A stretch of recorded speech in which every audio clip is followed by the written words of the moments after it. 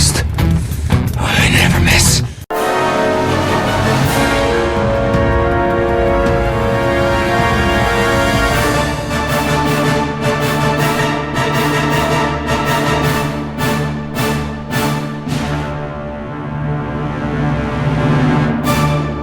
Hello and welcome back to the second episode of Super Cynical Cinema.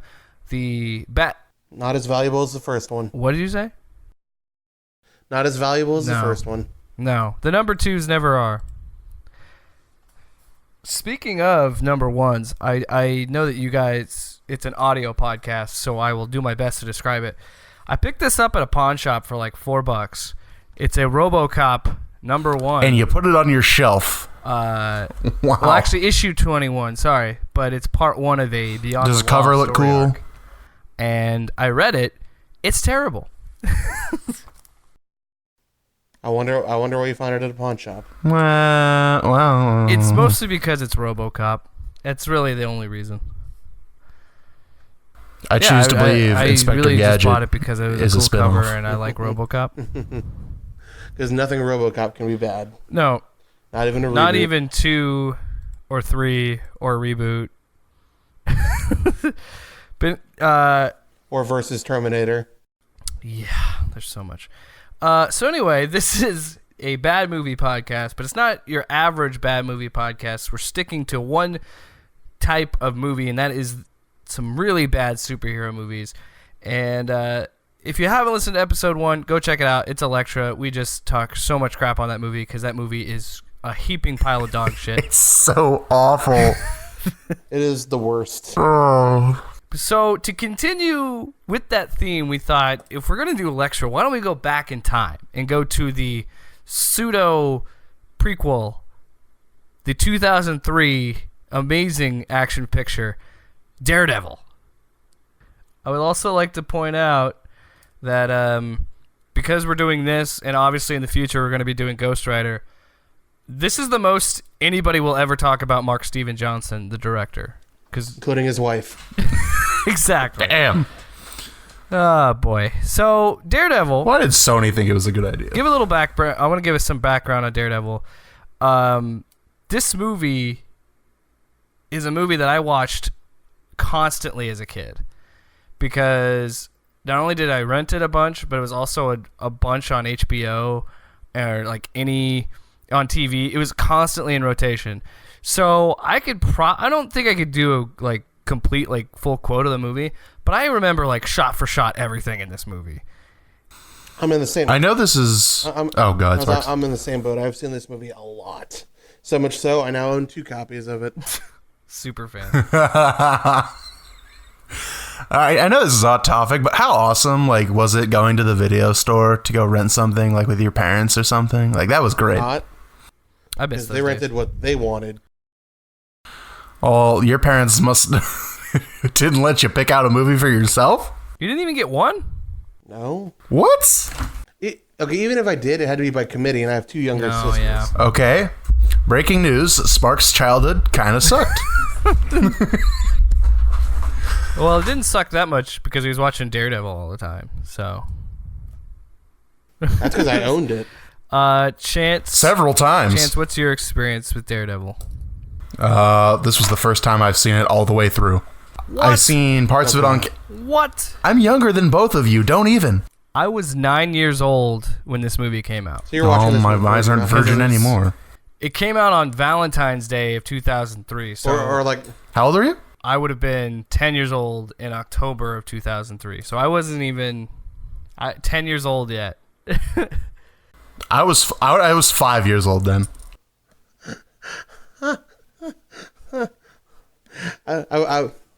Quick maths in this podcast. What's even funnier, this is a Valentine's let me Day do the movie, math on this. of all things. So Damn. You were in the demo. I think I was like 14 or 15. Yeah. Yes. Because it was 2003, right? And I was born in '88. Wait, you're gonna be 31 this year? 90. I had no idea you even hit 30 last year. I didn't know you were 30. Yes. I knew in your late 20s. I knew you were older than me. I didn't know you hate you were already all. in your 30s. I knew you were 28 when I met you, so I should have done the math myself. Yeah, I thought about that. And then the fact that you're like, oh, I graduated in 2007. I should have, like, patched it together in my brain, but math is hard. Love you. Wow. Regardless, when Daredevil I need came new out, friends. you also have to think of the time that it came out. It came out in 2003. It was right after the Spider-Man made gangbusters at the box office.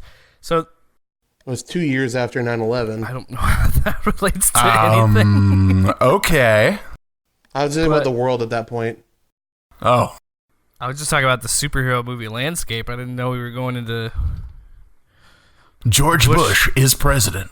Bush was about to get reelected, and Well, and everybody was all hyper patriotic. yeah. Toby Keith had several #1 hits.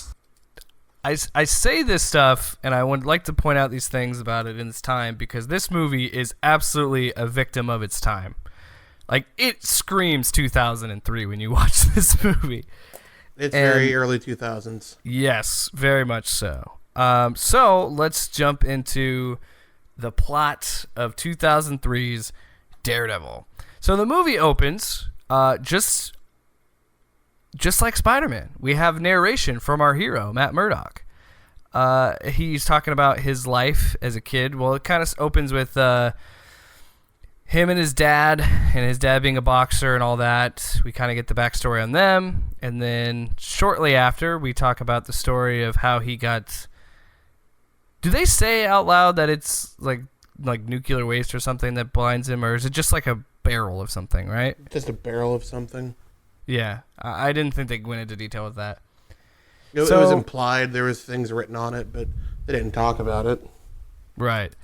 So we he has that happen to him, and we get all that. We build a relationship with his dad, Well, not Jack. even- So wait. So we start with that. We start with the relationship building, but we start with that hospital scene where like the sound of a water dropping is just like an atom bomb in his ears. Yes, and it's such a, like I said, it reminds me so much of what they were trying to do with Spider-Man, because it starts identically, where it starts with the, hey, this is, The story of a I'm girl. Matt Murdock, this is my life. You're wondering how I got here, kind of thing, but kind of gives the backstory of him as a kid, gives his relationship with his dad. He finds out that his dad was actually, the cliched story of, his dad was supposed to take a dive for the mob. Well, and before But he that, his dad didn't. was a strong guy for the mafia, Yeah, and they had is what bets caused- on... which is what caused him to run out in front of, a forklift with chemicals. And that was also the thing where it led to his dad was supposed to take a dive for the mob. And his dad's like, no, man, I'm not going to do that because I want to be a hero for my kid. And it's like, you dumbass. You got yourself killed. Well, before that, they had that little pact going on. It's like, all right, so you do your best at books, and I'm going to do my best at boxing, and we're going to both be awesome. Right. And again, he's like, that's kind of his pact that he's going to be a better dad. But then he goes and doesn't take a dive. And he knows that the mob guys are going to kill him. So he's still a shitty dad. Well, he's a shitty dad by trying to be a good role model. Well, he's like Bruce Willis's character in Pulp Fiction, basically. Yeah. Whereas like Bruce Willis. Oh, damn. You're going to take a dive. I mean, shit, have you seen Rumor Willis? No. Oh, man. Kid had a rough childhood. So, yes. Oh, my God. We're going to keep moving. We got to keep moving. 'cause there's a lot. Also, real quick, Jake, it does that dumb thing where, like, the start of the movie is the end of the movie. Right, because he's hugging the cross. The cross thing. Yeah. Well, yeah, get that the iconic cover. Yeah, image. you get a shot of that before we get into his backstory as a kid. Yeah. That's what, a Frank Miller cover? Yeah, I think that was that might have been it wasn't the Born Again arc, I don't think. It might have been. I don't know. Yeah. So anyway, yeah, Matt sees his dad beating up a dude for the mob, and he's like, no, that my dad's crazy, and he runs through a shortcut in the alleyway. Boom.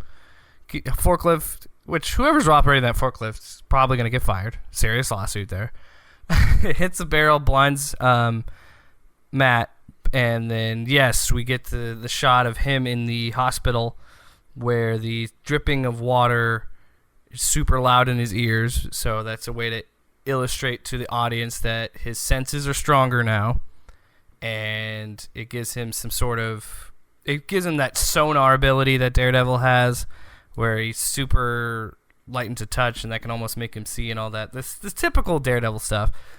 For all the bad things in this movie, I still think it gets some things right, and I think that's one of them. Sure. But this leads to my favorite part of the movie, where in addition to his senses being heightened, everything else gets turned up to 11.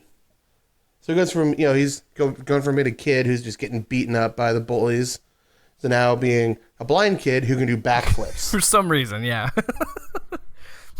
So, I'm blind, and I know now gymnastics. Hey, man, you go blind, you could be a superhero. You could do backflips and shit.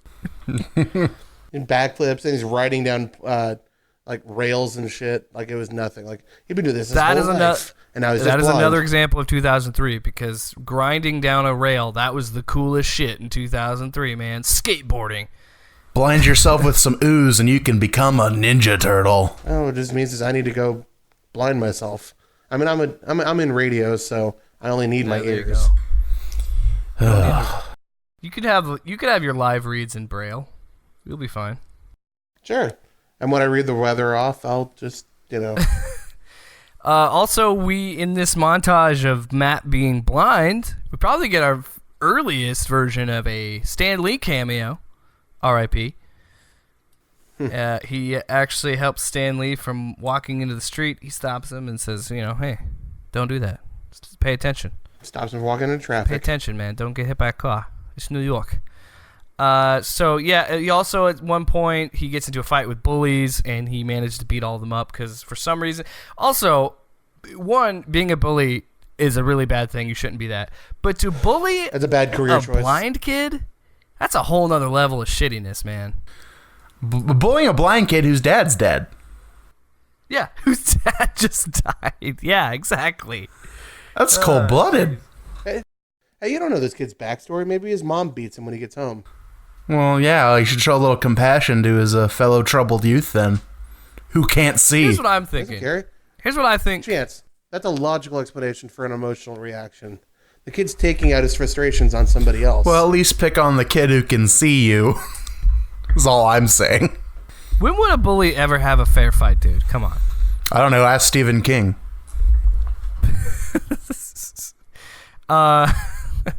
Well, another thing to add to this, I thought would be a cool thing to do with this movie that they didn't, and they did it in the Netflix show. Why wouldn't you have Stick adopt Matt Murdock in this? Because he's already an orphan. Because they wanted to avoid the whole Stick line because that's something else entirely, and then it leads into the whole hand, and then you got to explain all that. Whereas here, he's just naturally gifted as a fighter. He learns to flip and punch things that he can't see. I don't know. I think that would have been a cool callback for fans, but I also understand why they could do it in the Netflix show versus this. Because I think you're right. I think it's probably just because it's a totally different thing, and at this point in 2003, people aren't super. You can't get away with things that you could now. So fans, it might take a little bit to get on board with Stick and the hand and everything else. But fuck it. Nope, we want to jump right. We want to jump right to the backflips. Fuck it. Let's just throw it into Elektra, a movie that nobody will see. So then we skip forward. We skip forward to Ben Affleck, Matt Murdock, and him being one true Daredevil. Yes, him being a Daredevil, and being the guy that always defends scumbags. This is where I'm wondering.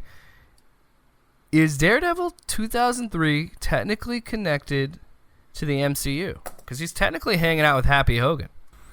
Yeah, because that's totally the same character. Foggy Nelson, Happy Hogan. I think they're the same guy. Although, for my money, I actually like Foggy from the Netflix series better. It's a little more nuanced. Yeah, I like Foggy in that too. But I think Jon Favreau does a fun performance in this movie. He's a much better Happy Hogan, though. Yes. Yeah, before we get to that, we jump ahead, we see him as an adult a little bit, and then we get introduced to Michael Clark Duncan again. Yeah, as Kingpin. best character. Yeah, I think he was actually really terrifying in this movie. I think he was a very good Kingpin. Oh, he's a very imposing person. But he's got the size and the voice and the charisma. It's the complete package for Kingpin. Yeah, and I think that it was a big choice to get. I mean, he had already been established as an actor at that time, but I thought it was really cool and out of the box to have a black man play that role. And whoa, what? You just jump right into the right. Jesus, Jake, you see in color, don't you? Jesus Christ. Sparks hates adjectives. Confirmed. I said it's a nice thing and it's cool to have a black actor, but I'm the racist. I get it. You can't just. Whatever. You just can't, level it down as he's an actor doing a job. Nope, it's got to be that because he's a black man. It's different. I have to go for race. I have to play my political cards, my identity politics. Mm-hmm. It's also where we set up this. I'm just gonna move right past it. This is what Kingpin sets up. We set up the storyline with him and Nicholas Nachachos. Nachos. I like to say Nachachos. That's what I always thought it was. I legitimately, when I was a kid watching this movie, I thought his name was Nicholas Nachos. Well, it's nachos. It's nacho cheese. I'm translation, nachos. That's what it means. So we get that. Which is weird. I'm trying to. Every time I see the guy who plays Nicholas Nachos, I think of his character from Mr. Deeds. So it just bothers me to no end. Oh yeah, the one of the servants from Mr. Deeds. No, he's not a servant. He's like one of the CEOs with the fucking beard. Oh yeah. The one with the spastic colon. Yes, and he's like, "You're a cool dude, man." They got Frosties. I agree. I always think of him as that. Also, I just don't buy him being the dad of Jennifer Garner. I just don't. That's okay. We don't buy Jennifer Garner's Elektra. Well, that's the thing too. Is Elektra is Hispanic, and I just don't buy. Whoa! No! No, she's we talked about this last week. Mediterranean. Yes. I don't know why I always think it's Hispanic, but her ethnicity is not bland white person. That girl is white. Is Jennifer Garner. That girl is white as my fridge. And again, we make one step forward and then two steps back. We get Michael Clark Duncan, and then we step back. Well, to be fair, that's the last steps back we'll be getting from the casting department. Really? Yep. Everybody else is aces. I mean, it's hard to argue, but we'll keep going. So then after that, we get into Matt and Foggy's relationship. They're hanging out at the diner, just chit-chatting, shooting the breeze. There again, I could be doing this out of order. I think you are, because I feel like you've skipped that whole bar scene with after the court. Right. Yeah, you're right. So we got to go all the way back because Matt loses a case and a dirtbag walks. Okay. Let me take this one, Jake. I got this. All right. I remember the second half of the movie earlier, really well. The first half I'm always really fuzzy on. All right. So we reverse a little bit back to where Matt shows his ability to hear people's heartbeats in the and tell court, if they're lying. And there's a scumbag on trial who's been accused of sexually rape, I think, wasn't it? Basically rape. You can call it what you want. Raping a woman, and he manages to get away with it, because get off is the weirdest thing for somebody to say in that. I always thought that was a weird court term too. Especially in that circumstance. Of course, he got off. He enjoyed it. Yeah, he did. Jesus. If we ever do a cold open for this show, please let that be the first one.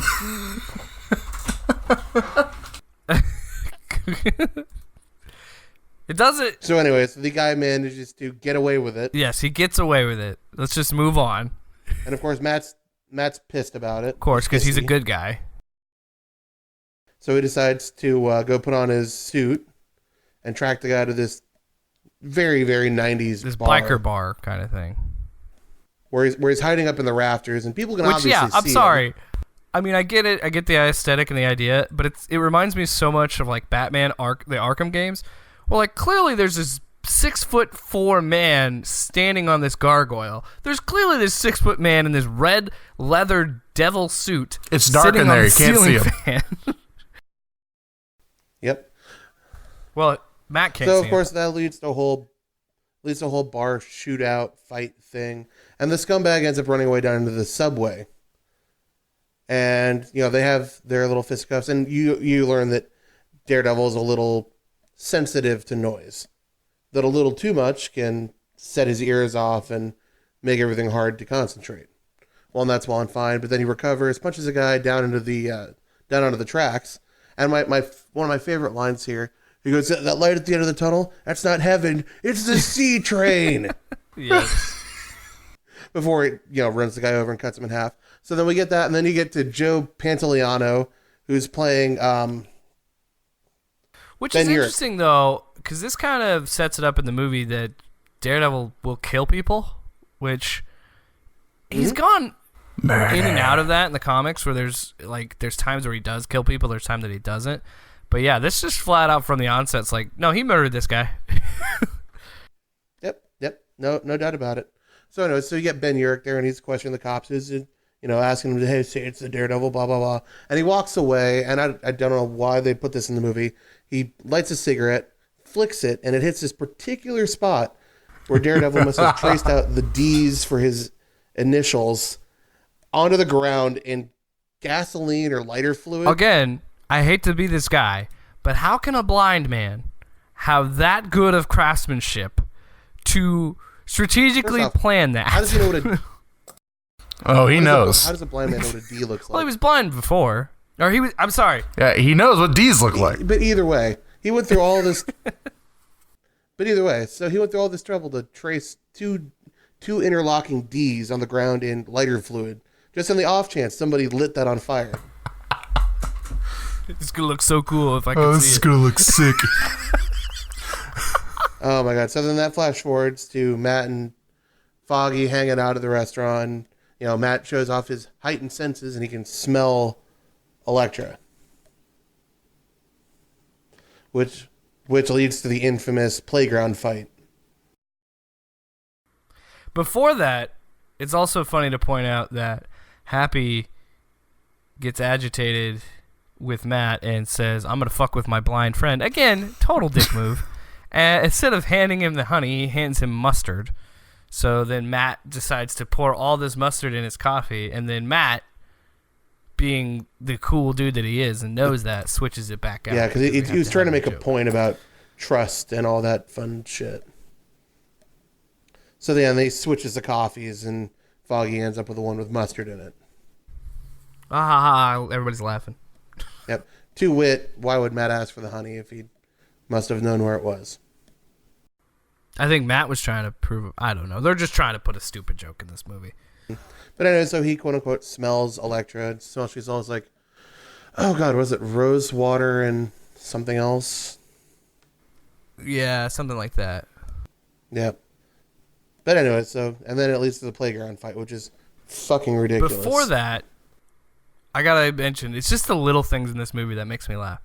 So when he goes up to her, again, I'll give Mark Steven Johnson credit. 'cause Mark. This is an aspect of of Matt Murdock's personality. He is a player, and he does flirt with women. He's banging everybody in the comic books. So to see him kind of playfully flirt with her and stuff like that, that makes sense for the character. However, it was kind of a stupid thing or kind of a cheap thing to be like, "What are you blind?" Yeah. Yeah, that really well punctuated joke. It's right in front of you. Well, can you help me? What are you, blind? Yeah.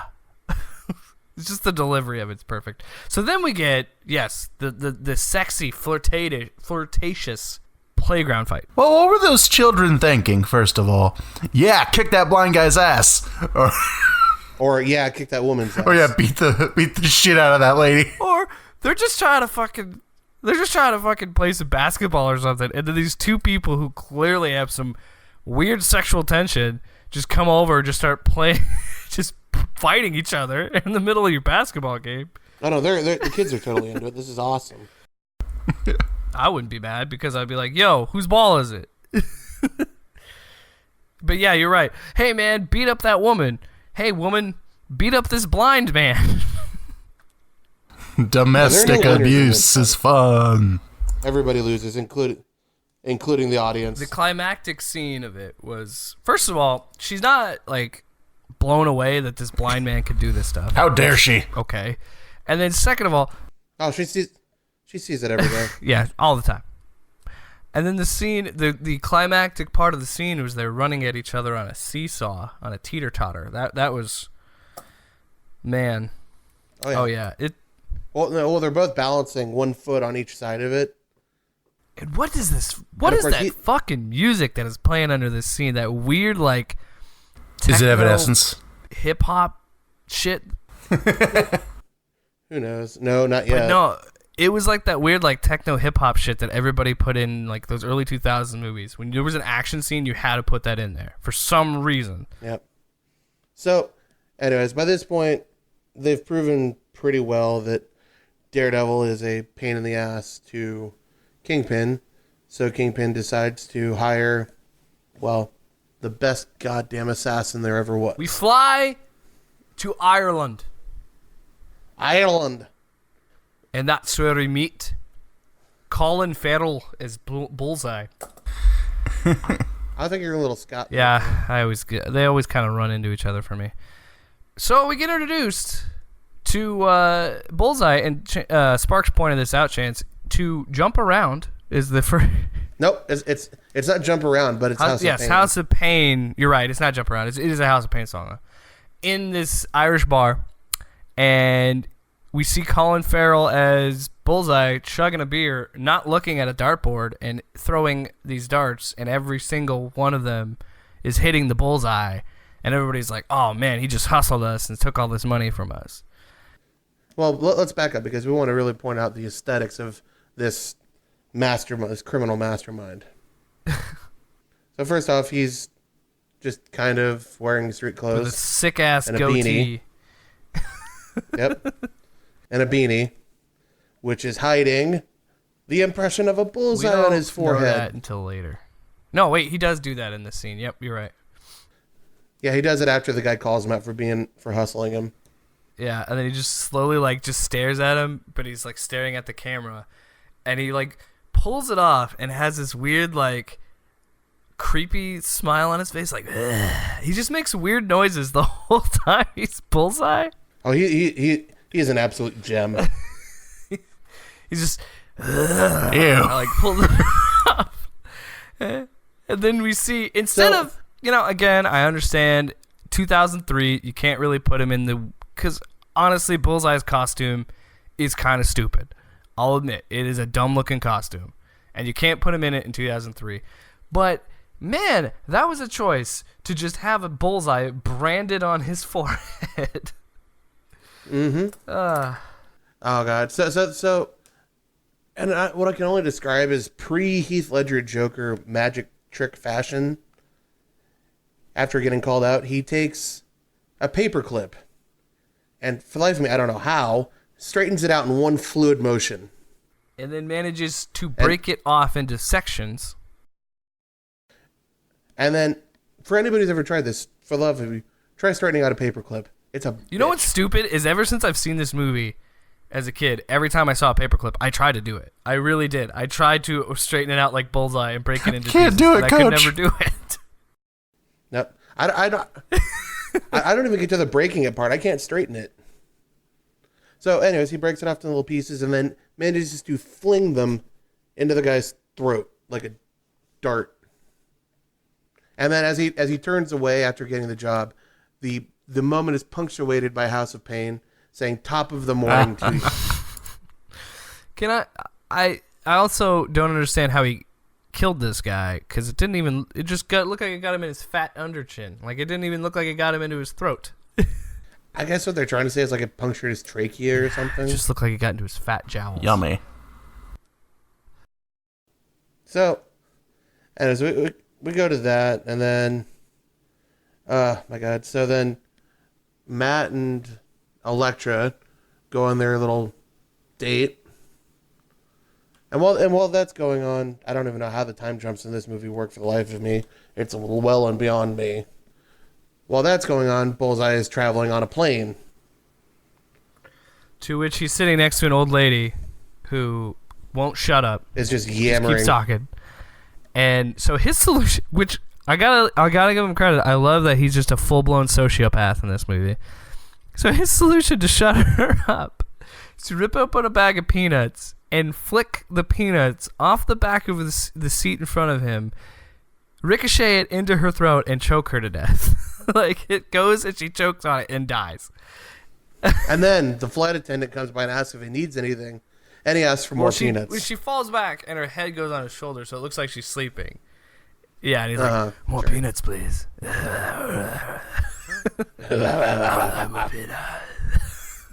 Because he doesn't know that when he gets off the plane, people aren't going to notice the dead woman that was sitting beside him. Well, she's old. He could have said she had a heart attack or something. Oh, I suppose old so. age.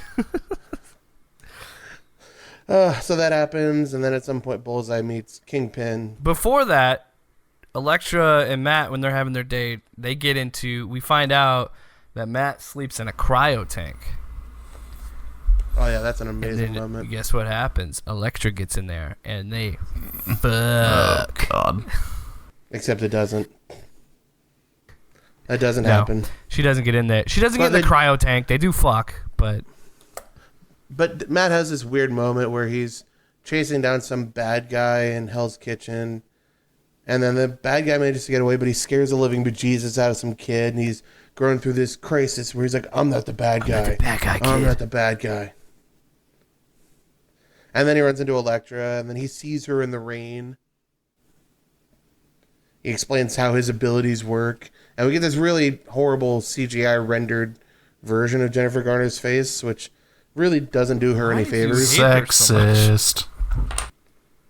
I'm trying to figure out why people are so enamored with her.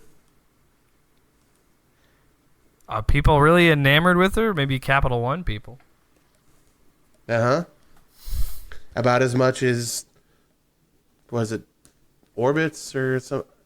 No, Priceline. Priceline loves Kaylee Cuoco. Also, how much fucking money does Capital One have? They got Jennifer Garner and Sam Jackson doing commercials for them.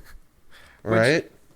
God bless Sam Jackson. He won't even turn down acting roles in a Capital One commercial. No, he knows it's for the money. What's in your wallet? More money, motherfucker. What's in your wallet, motherfucker? Chance, you've been pretty quiet. How do you feel about Daredevil? How did you two fail to mention, just gloss over the fact that he sleeps in a little chamber?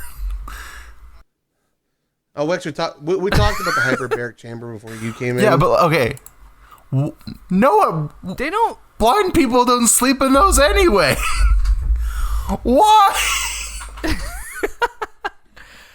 I think the justification in this is because that way he can drown out all the. Apparently, because he's blind, he hears every fucking thing on the planet. So I think he can get it. He can't get the world to shut up, so yeah, he seals himself away. I think that is their justification for it. It's stupid, but I think that's and I think on some level they think of it as some sort of metaphor for him not being able to. I'm Dracula, bitch. He's so isolated. You give it. And also, in addition, it's filled with ice, so it's a muscle relaxing. Sparks, you were thinking more about the screenplay than Mark Steven Johnson did when he wrote it. Or are you saying I should be writing? It's not that deep. Yes. I'm still getting Colin Farrell. I think his justification was just the surface level of I just want to tune out sound. Sparks, maybe he was trying to say that, but I think you did a better job explaining that than Mark Steven Johnson ever could. When he's with his movie. Oh, go ahead. Again, also the ice. The ice for his CrossFit. All the bruises and the no. Yeah. Well, no. I mean, when you see his back, you see that he's scarred up. So it's for the bruises and the scars. But I'm trying to figure out how he manages to keep himself suspended or in catching hypothermia and ever dying. Drowning. Well, those cryo. Well, eventually the water catches those cryo up to tanks you. have just enough water to let you float and not drown. Like there's enough to not submerge you, but there's enough to. That one was pretty deep. It's deep as the symbolism. I've been listening. I couldn't do that stuff, man. Those cryo tanks freak me out. I have a little bit of claustrophobia. And just being in an enclosed space like that with just water. I've heard it's good for you. Like, it clears your mind and everything. And I'm like, I'm good. I'll just sleep. I mean, on the flip side, if you add an assload of salt in it, it'll keep you buoyant. Yeah. Oh, my God. It's salty, too. You guys talking about turning yourselves into beef jerky. God. No, it actually works. Like the Dead Sea. I know that. I'm just lay in your back in the Dead Sea and you'll just keep There's floating. a reason it's called Dead Sea, Sparks. You'll end up dead. Don't go to that. If you drink it. Okay, right, what I was saying was when he says the kid, I'm not the bad guy, after beating the living shit out of someone, I was like, I'm not the bad guy. You just beat someone to an inch of their life. And sir, you're dressed like the Satan. Mm-hmm. Who is the bad guy? Wait, I'm Batman. Damn, you got me there, kid. Not yet. I won't be. will be. And of course, this whole time they've also established that he has a church relationship where he can go and confess his sins to this this priest that he has a relationship with. And doesn't the priest know that he's Daredevil? Oh yeah, no, he knows. Yeah. Because he comes to him at the end of the movie, and they have their big fight in the church and all that. Mm-hmm. Establishing more of Matt being, the guilty, Catholic guilt characteristic that he's had. So good on them for keeping that. So then we get a meeting between Kingpin and Bullseye, and we get that wonderful line. I want a fucking costume. Bullseye shows that he can throw a pencil at what was that, an olive? Yeah, because Kingpin is like making a martini. And he's holding it up with a fork, like a little fork, and then Bullseye goes and kills it, and it gets the pencil in it, and he's like, "Oh, that's impressive," kind of thing. Oh, I hired the right guy. And then Bullseye, they hammer out the details of it. I want a bloody costume. Yeah, but if you watching the R-rated director's cut, he says, "I want a fucking costume," because it's edgier. Yeah. So then Matt and Elektra. Which, by the way. His fucking costume is the same thing that he had on in the first place. He doesn't get a costume at all. No, he gets a decked out black trench coat. He gets that sweet early aughts trench coat. Mm-hmm. Like Neo. Yeah, and any other, or Blade, or any other fucking action movie. Oh God, I was actually watching a video on YouTube about this, like why people were wearing trench coats in the early 2000s. Why? It was just an examination. Because they look fucking sick. Look how fucking cool I look. But anyway, and then we jump to Matt and Elektra having a little date, and Matt finds her really quick. He's like, I can still smell you. Because he's not creepy at all. That's creepy. Stop doing that, Matt. You smell like... Was this before or after they had sex? After. Oh, then he's just not showering. You sound like... So then they flirt for a little bit, and then Elektra's dad gets noticed that Kingpin is after him, and they panic and they try to leave, and Daredevil or fucking Bullseye shows up. And this whole sequence is just amazing. Oh, it's so good. We're missing... There's some layers to this dinner party, because we see Nicholas Nachos again. Nacho! And, Nacho! That would have been... Oh, man. Movie came out at the wrong time. We get Joey Pantoliano. I can't say it. Pantoliano. Or Joe. Joey Pants. Joseph. Joe. It's Joey Pants. Joe Pantoliano. He's being there, being a reporter. He's there. He's Ben Urich, isn't he? Yep. So he's there at this party, and he's talking to Kingpin, or he's talking to Matt and Happy and all this, and he's pretty much saying that Kingpin just doesn't kill you; he kills your whole family, kind of thing. Mm-hmm. Wait, that's later, isn't it? Or is that? No, it's there. And Kingpin gives Nicholas Nachos a rose in his pocket, essentially saying, "You're dead, motherfucker." Kiss him a rose. And now Sam Jackson. Yeah, and that's also like his calling card. If I give you a rose, he puts roses on your dead bodies. That's a throwback to the beginning of the movie when Matt finds his dad dead and he's squeezing a rose in the rain. Yeah, squeezing the fluid out of the rose. Yeah, somehow there's some fluid in there. I don't know. It's just that fresh. So yeah, that's the whole thing. That's the setup. So now you know that Nicholas is gonna get fucking iced. So they leave the party. We're back up to speed.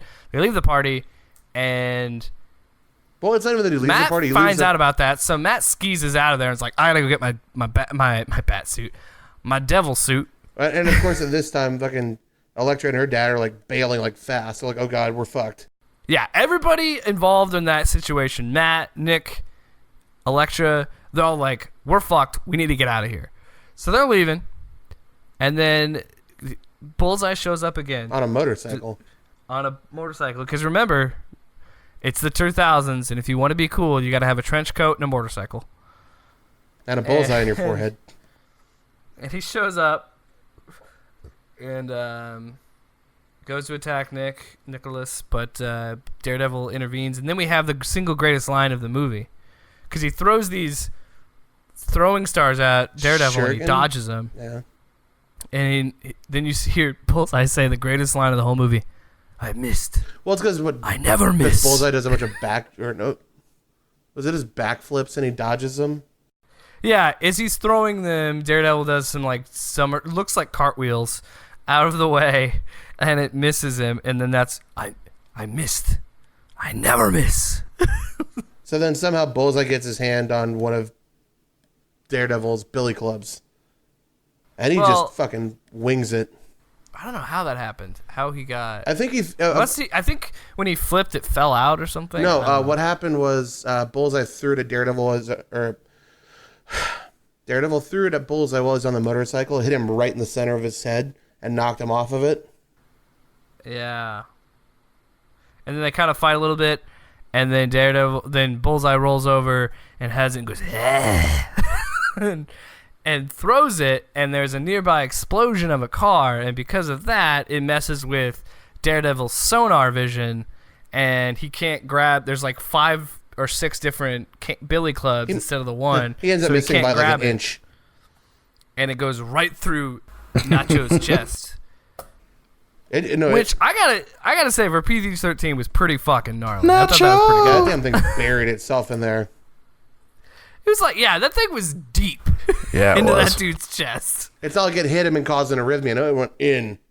And it wasn't. Usually in a scene like that, you see like it's shot from like where it would have hit him up, so you wouldn't actually see the impact. Now this movie's like, fuck it, let's show this thing going into this dude, and I thought it was pretty cool. So then I like it. So then Elektra loses her shit, grabs a gun, and starts firing at Daredevil for some reason. Because it was his billy club. And he was kind of involved, I guess. Nobody asked him. So yeah, she shoots him, and then we get to arguably the best scene of the early 2000s. The training montage of Elektra Evanescence. Yeah, set to wake me up inside. And it's not just like it's a snippet of the song. This is a full-blown fucking music video. It's like all 4 minutes of that song.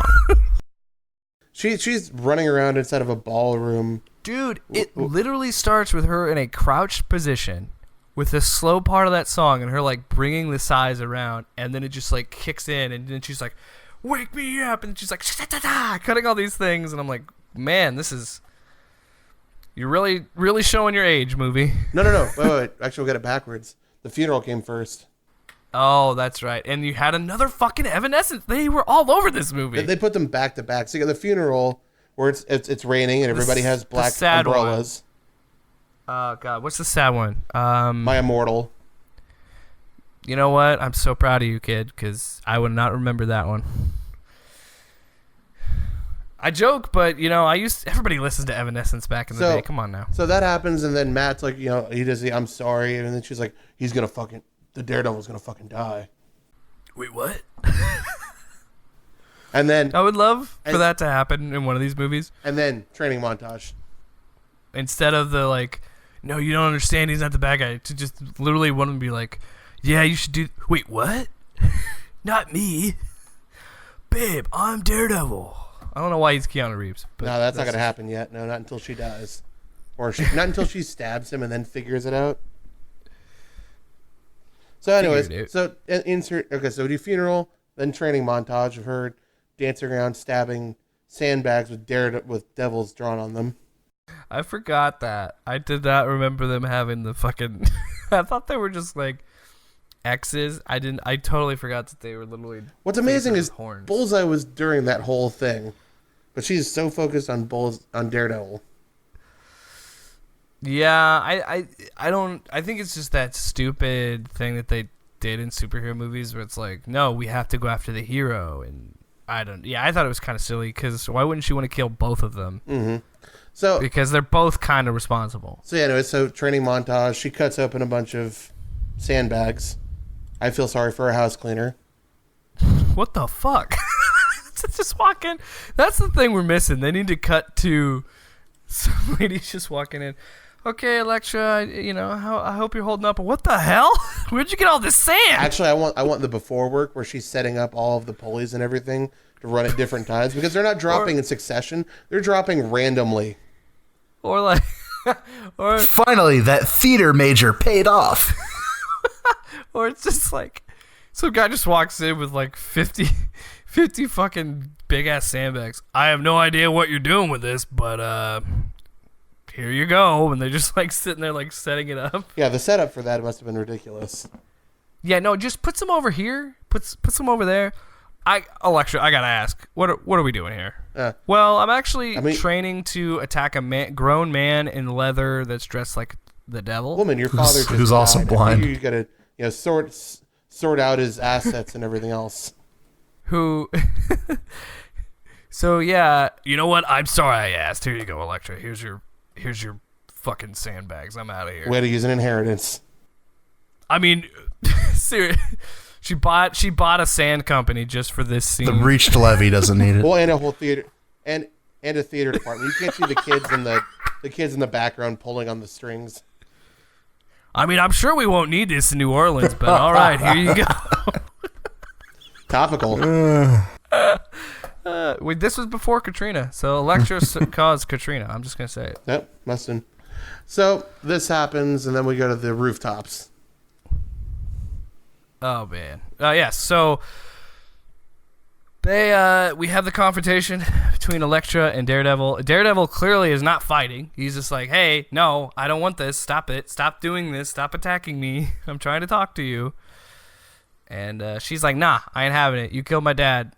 And there should have been multiple times where he should have just taken the mask off and be like, I didn't kill your dad, man. No. Or should have been like, hey, did you forget there was a bald guy with the bullseye embedded in his forehead? Kind of hard to miss. Well, no, there's this amazing part where he actually tells her, I didn't do it. And Jennifer Garner lets out this amazing line. She goes, liar. It's not who I am underneath. I forgot about that. Liar. She was fucking Jack Black. Liar. Lie. Oh, God. To make a long story short, she stabs him.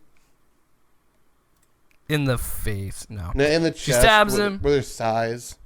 And then that's when we get the big reveal. She's like, now I want to look into the face of my father's killer kind of thing. Takes off his mask. Oh, shit, it's Matt. She done fucked up. So, because it just works out, coincidentally, that he was in a weakened state, that Bullseye shows up. Well, he's an opportunist. To take out Elektra. Well, he can't. Bullseye shows up to finish the job naturally, but now it's like, well, the devil can't fight me. So then Elektra and Bullseye get into this fight, and she's, apparently not half the fighter she is in the movie. Which here's what I don't understand. And I get that, like Daredevil's not fighting in this scene, but she beats the shit out of him. Again, granted, he's not fighting back. But Bullseye just makes her look like a punk. Like, he just whoops her ass. Clearly she needs more sandbags. She should have had like a tennis ball machine. She just should have stood in front of that. Well, that way she could have just like practiced slicing. What really amused me about it is she's sitting there stabbing him with his size. He's taking his leather jacket and just deflecting them. Well, maybe that's a part of his kick-ass costume, I guess. And then somehow she throws the sai. He catches it. And then what does he do? He throws it back. She's like, oh, I'll catch it too. Nope, in my hand. Well, it's so funny because he catches it between his fingers. That's the gag, is he catches it between his fingers, spins it around, and throws it back at her. She does the same thing. It goes through her hand. Yep.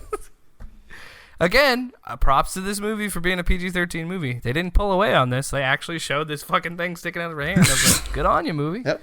So then, fast forward, he gets in close, gets a hold of one of her sides, and runs her through. No, you're forgetting a very cool part of this scene. Oh. When he takes his hand, shakes the playing card out of his sleeve, and throws it across her throat. Oh, Jesus, yeah. He gave her a paper cut.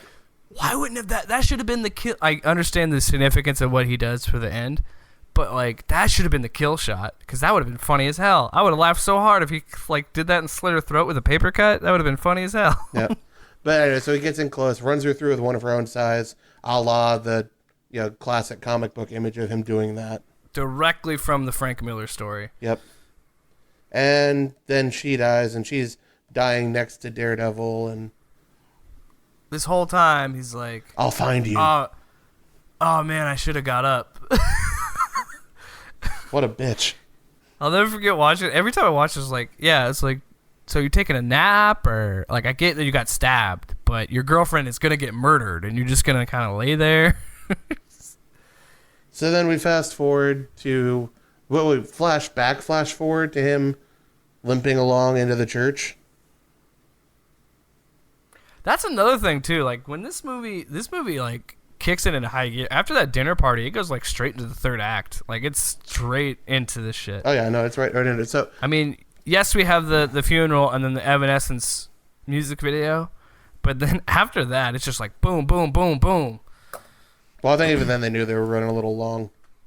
Oh yeah, they're like, okay, we need to do some action shit because we're doing a lot of talking stuff. Yep. So anyways, like I said, he get the shot of him on the cross on top of the church, and then he's lowering himself with his billy club, which apparently is pneumatic. I'm not even asking anymore. Isn't it in between this where Ulrich figures it out that he's Matt Murdock? Oh no, takes the Ben Urich takes the billy club. Goes and talks to goes down to the morgue, and then talks to the. Oh God! Now I'm gonna have trouble remembering the job. The coroner? Mortician? It's not a coroner. It's a pathologist. No, it would have been. Wouldn't it? Because he got it out of the autopsy. So I mean, wouldn't he be the coroner? I guess. Either way, who is played by Kevin Smith? Who? Yes, the Kevin Smith, who also wrote for Daredevil. Well, wrote a run of Daredevil, and if you actually listen to Kevin Smith, he is probably like 50% of the reason Ben Afleck got the job, because somebody said, hey, what do you think about Ben Affleck playing Daredevil? He said, Ben Affleck? Yeah, hell yeah. Yeah, because they were really good friends at the time, yeah. They still are. They just, there was kind of a thing where they weren't talking for a while, but they patched things up because Ben was busy being Ben. Ben Affleck's in Jay and Silent Bob reboot. Yep. So anyways, that happens, and he shows him that, oh my God, look at this billy club. It's actually a walking stick too. Oh my God, he's blind. And there's only one blind guy that I know in Hell's Kitchen. And Joe Pantoliano, being the genius that he is, puts one and one together. There's only one blind person in New York, and that is Matt Murdock. Well, also conveniently, the guy that I talked to early in the movie, who has a walking stick that looks kind of like this billy club. And now that I think about it, when I look at Daredevil, he has the same butt chin as Matt Murdock. I figured it out. I know that cleft. happens. Anyway, we go to the church We go to the church. to have the final fight between Bullseye and Daredevil. Oh God, such a bad fight. This is the thing with like early aughts superhero movies. They didn't know how to choreograph superhero fights yet. Well, So it's a lot of string work and a lot of bad CGI. well, we get that. We get some really funny shots, like Daredevil throwing the collection plate. Yeah. Just smacks him right in the forehead. And when he finds out that sound is the problem, he's like, "Oh, I'm gonna beat on these chimes." We're gonna make some noise. So Oh God, yes. He said you can defeat Venom and Daredevil in verbatim the same way. By destroying a church. Yeah. Yeah. by just playing an organ really loud. Well, he didn't play the organ. He starts pulling the pipes out and banging them. Hey, together. Eddie Brock. Hey, Yeah, Matt yeah. Murdock. Here's this. What are you doing this Sunday? So then, Daredevil. They could not see a Christopher Nolan movie. So then, Bullseye breaks some of the stained glass windows because he's going to hell, and then proceeds to start flinging the. First off, he catches the glass shards as they're falling in his hands, neatly stacked up. Yeah, he catches them like you would he catches them like Peter Parker catches his lunch in Spider-Man 1. Like he catches it like and they all stack. And apparently sharp objects just don't cut his flesh. Okay, he's flinging that glass like Jim Carrey did in The Grinch when he was throwing jury duty mail. Jury duty. Oh yeah, no, he's just going all out with that shit, just flinging glass. So this leads up to the penultimate moment where they're up by a window, and one of the police snipers shoots a bullet. Daredevil hears it, and then moves Bullseye's hands right into the path of the sniper bullet. Oh my God. And then we get this beautiful imagery of The stigmata. Bullseye literally going, "Oh!" where there's holes in his hand in a church. Oh God, this movie. The stigmata, yeah. I like how subtle they are with their imagery. This is the stuff that like Sparks and I were talking about before we went on the air. We were talking about like there are parts of this movie even now that I still love, and there's parts that I still really like. But then there's stupid shit like that in it where I'm like, oh man. As a kid, thought it was super dope, but now I'm just like, oh God, that's stupid. That is just beating me over the head. Oh look, they're fighting in a church. And he's got all this, you know, he's the devil in the church, and it's all about his guilt and all this stuff. His girlfriend was just killed, and then, oh yeah, just to throw it in, stigmata. And I thought that the Jesus metaphor in Man of Steel was subtle. Oh God, we'll get to that movie. That's a stay tuned. And then Daredevil throws Bullseye out the window onto a cop And car. kaplooey, he's dead. Or so we Nope. thought. This is, Bad. again, props to this movie, because I thought, when I originally saw it, I thought this was how it ends, but then I also forgot, oh yeah, Kingpin's still a villain, so we have to have his comeuppance. Oh yeah, no, was the penultimate bad guy fight. I honestly thought the Kingpin fight was, I don't think that was bad. I think that one was kind of cool. Yeah, that was all right because finally Bullseye or Daredevil was put one and one together. That Kingpin killed his dad. Yeah, because he's like, oh wait, oh Rose. Local vigilante beats up minority. Only took me 20 years. Well, didn't Bullseye say something when he was fighting Elektra that he was paid for his dad, but he like pulled out a rose and like sniffed it and went, ugh. He was like, but I'm doing you for free or something like that. I So think he so, like yeah. he smelled the rose or something. I don't know. He may not have figured it out until now, but I thought there was something there. But Bulls? Is it? Oh. But then, Oh. so Matt goes to confront the Kingpin. what were you gonna say, Chance? You kept trying to say something. I was going to say Bullseye is like a real-life anime villain. He is everything. like, He is everything. He is everything this movie needed. Because if not, this would have been like Batman versus Superman, where it's so dark and self-serious. I like how goofy he is, like he's just munching on scenery in this movie. He is like the '60s Joker to this entire movie. Yeah, I can see that.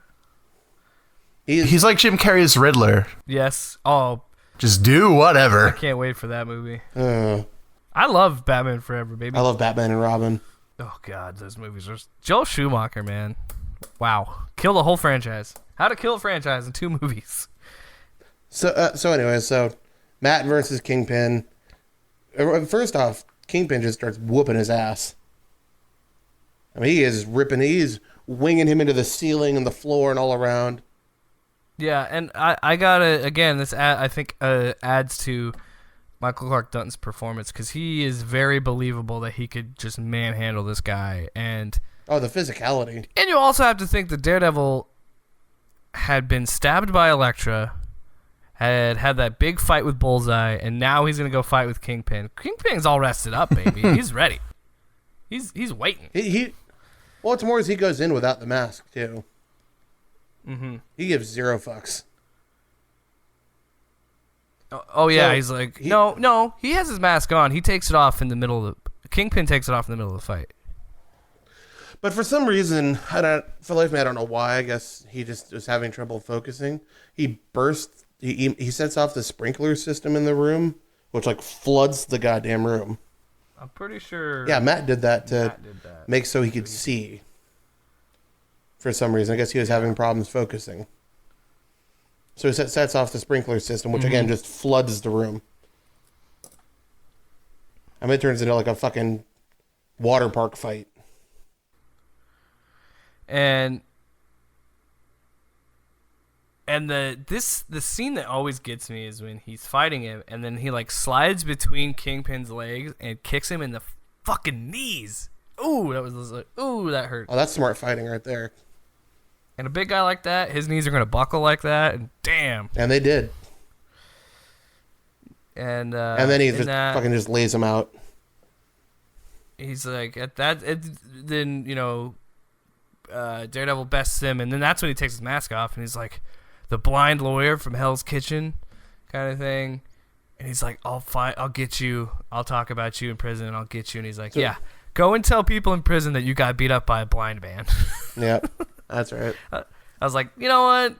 For all the faults in this movie, it has its moments when I'm like, that was a pretty good line. That was a good line. So personally, I'm having trouble figuring out on what grounds he's going to get him arrested, because he has nothing to trace him back to the assassination attempt. Yeah, that's unless it was, I don't. That's a good point too. That's the most dubious arrest I've ever seen. Of watching these movies, I don't think there's any way that he could connect. Maybe the rose, but anybody could plant a rose on a body. That's not evidence for anything. Oh, why did he even plant it on the body? He put it on the father, and Bullseye just happened to have one too.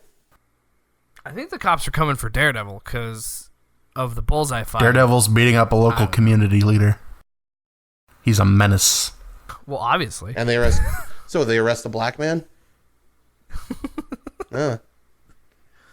So anyway, Kingpin, for some reason, gets sent to jail. And then we find out in jail that Bullseye lived. Somehow. And he manages to kill a fly with... a needle? Oh God, what was it? I think so. I think that sounds right. Yeah, he threw a needle, and he gets it, and he goes, Bullseye. Bullseye. Yes, Happy. No. Okay. And then we flash forward to Happy and Matt at the cafe. Yeah, they do that, and then Matt thinks he smells Elektra, but it's somebody else. Did you realize you said Happy, credits. Right? Oh, I'm sorry, Happy. Name's a little foggy. See? Sorry, Foggy. Foggy, Happy, same guy. Basically. I bet he wasn't happy. Foggy and Matt were chilling at the cafe again, and Matt thinks he smells Elektra, but it's just somebody else. Oh man, somebody else could have bought in that perfume. And then we get the scene of him jumping from the rooftop in really bad CGI. Yep. With a narration that's really because, again, much like the Spider-Man Raimi trilogy, we have to bookend the movie with narration. Yep. And roll credits. A narration that never, in both the Raimi movie and this movie, ever comes back in the movie. It only is for the beginning and the end. Mm-hmm. But yeah, that's Daredevil. But we also forgot to mention that Ben decides he was typing up an article exposing Matt Murdock as Daredevil, and it said a devil named Murdock, and then instead of just, I don't know, closing the Word document and not saving it, he decides to hit delete and just hold the delete button and delete everything that he wrote. Oh, no. But then it gets better, because then Yurik walks outside to have a smoke, and Ben's standing Matt's standing in an opposite building, and they kind of nod at him. He goes, "Go get him, Matt." Yeah. Sorry about your girlfriend, dude. You go get him. Hey, I'm not going to write that article because I saw you outside and I don't want you to beat the shit out of me. So yeah, that's the thing. It's like, does he know that he knows that he's just waiting for him to come out? Did you write it? He fucking knew, because he's just like, this dude's gonna, if this blind dude could beat up Wilson Fisk and this crazy bald bullseye looking motherfucker, I don't want to fuck with him. I'm just. Well, my question is, how did he know that Yurik knew and was gonna write an article? Or was he standing outside going, "Are you gonna write it? Did you write it? Did you write it? Did you write it?" I can't see. Are you writing it? I can't hear any more clackety clack. I heard your keyboard stop. I heard the typing. I didn't hear you. I didn't hear you send the email. I know you talked to Kevin Smith. Oh man. Kevin Smith talks a lot. He's dead now. He will make another podcast. So yeah.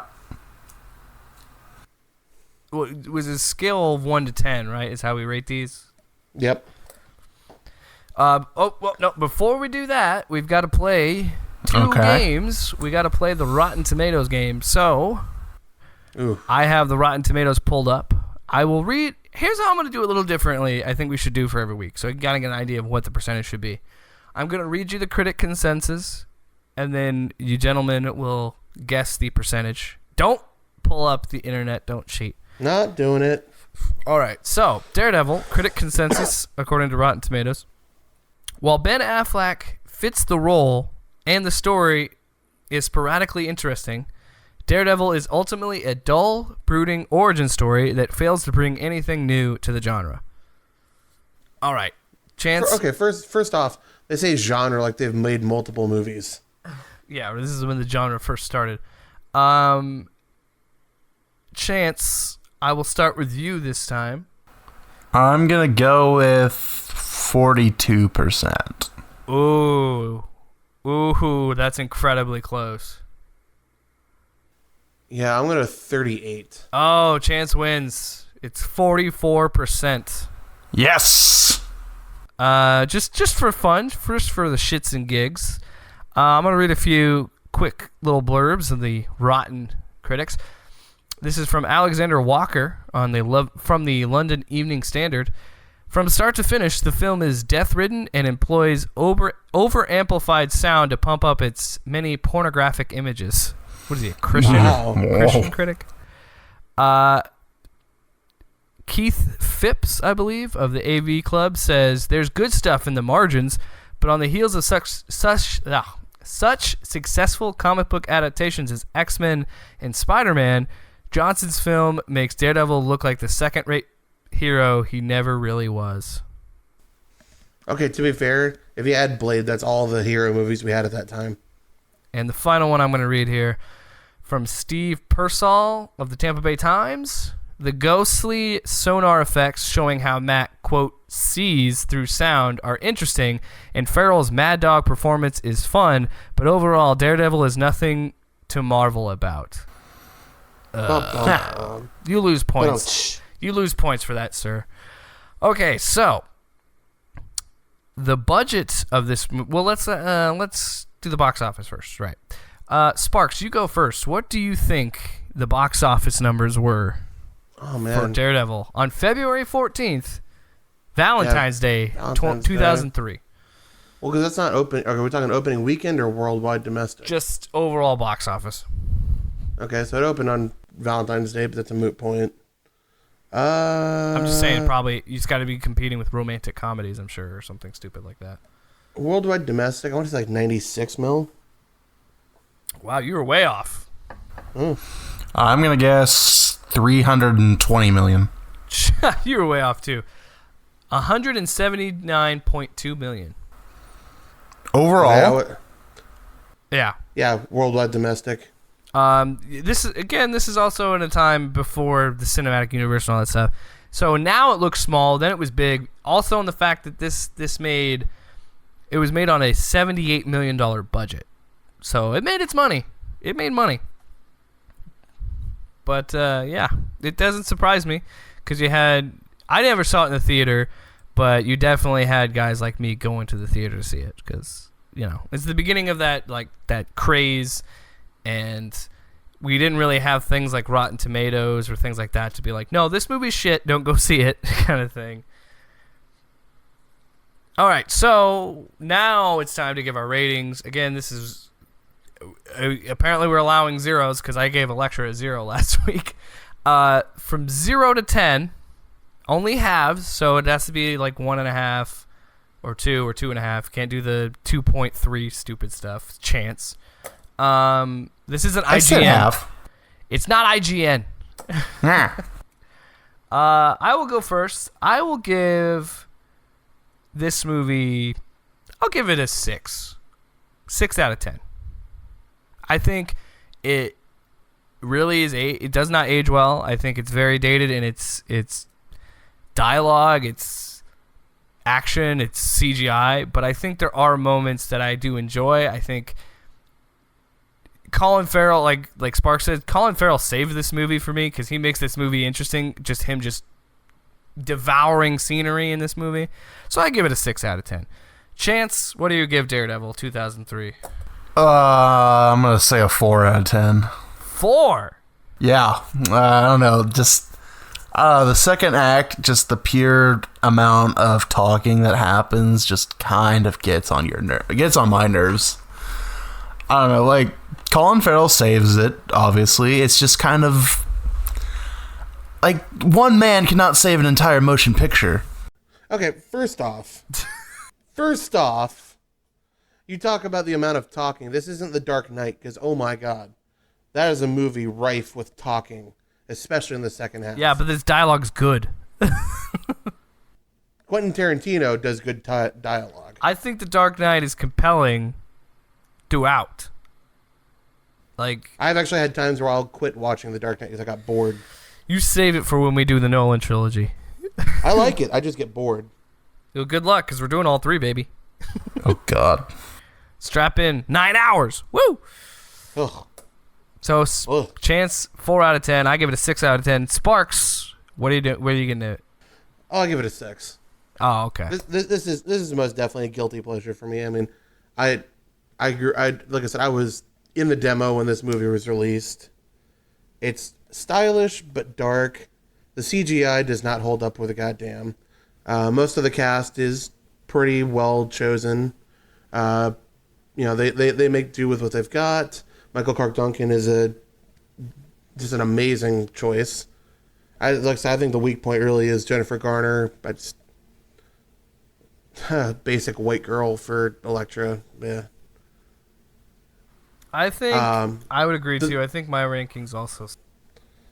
The soundtrack is laughable. That early 2000s, baby. But god damn it if Colin Farrell doesn't just make this movie interesting. He goes for it. That's the thing that I like, is he gets this role and kind of just runs with it. I could also understand how somebody could get extremely annoyed with it. Yeah, but I mean the beauty is he isn't so self-serious about it. He's not method acting in a Ledger style, but he's not also phoning it in like Jennifer Garner and Elektra, or oh Jesus, so many people fucking Mystique in Dark Phoenix. Oh god, I can't wait to torch that movie. You guys even seen that movie yet? No, Nope. Oh man, I'm not gonna see that until if I get Disney Plus. Till it's if that required. shows up on that. It'll be on Disney Plus or Hulu. Yeah. Unfortunately, Guaranteed. means I gotta watch First Class again. I'm not gonna enjoy that. I like First Okay, Class. wow. All right. Anyways, so Dude. 6 out of 10. I think based on nostalgia alone, it's a fair ranking. I enjoy the movie. It's a guilty pleasure for sure. Okay. All right. Well, that is 2003's Daredevil.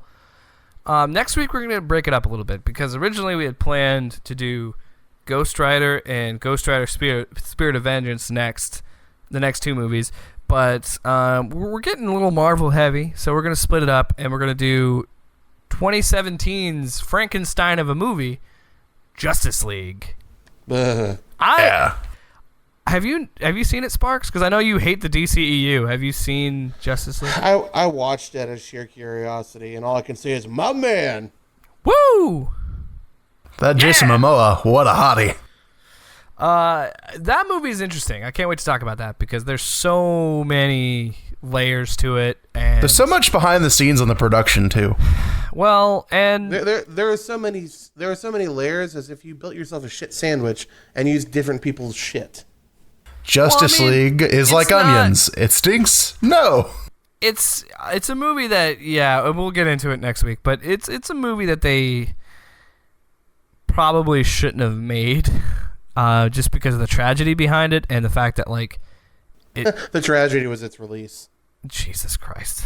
Well, I think he was referring to Zack Snyder's daughter. Not No, that she did us all a favor. What? Jesus Oh my Christ. God. I'm gonna cut that. Chance, you gave Daredevil 4 out of 10. What an asshole. 2 minutes later. Good thing Zack Snyder's daughter killed herself. You know what? Okay, I'm just enough of a person to admit. At least I didn't make that joke when Andy Reid's son did the same thing.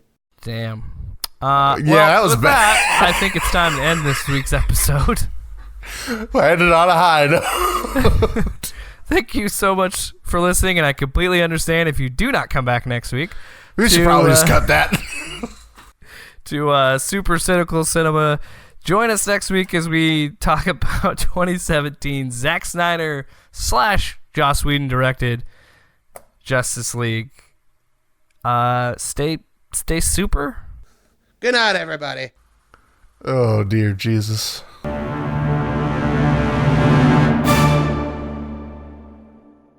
That's my secret, Elektra. I'm always blind.